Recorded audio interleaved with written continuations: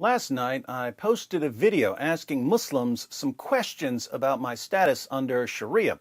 I consider it obvious that I would be sentenced to death under Sharia, but there is some disagreement among Muslims as to what would happen to me if I were to repent. I think most Muslims believe that I would be forgiven if I repent.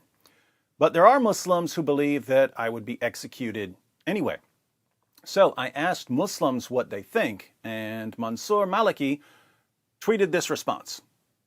David Wood has made another video, and he asks a few questions. I have the following conditions for responding to questions from him. 1. You don't insult Islam or the Prophet or make sarcastic remarks in the question. 2. You ask politely. 3. You don't misquote my reply. I agree to your conditions, Mansur. I'm not insulting Islam or Muhammad or making sarcastic comments here.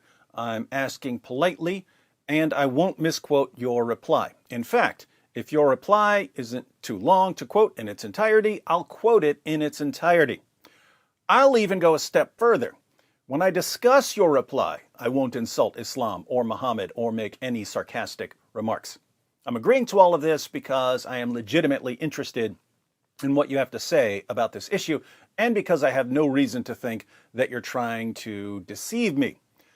When I ask someone like Sheikh Uthman a question, and I catch him lying over and over and over again, trust is ruined because I can never tell when he's lying or when he's telling the truth.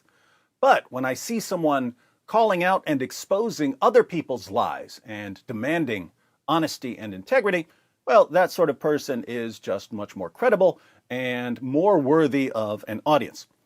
Just to recap the questions for anyone who didn't catch my last video.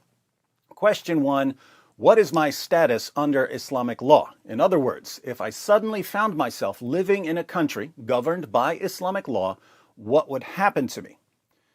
Question 2, if I repented and even converted to Islam, what would my status be under Islamic law?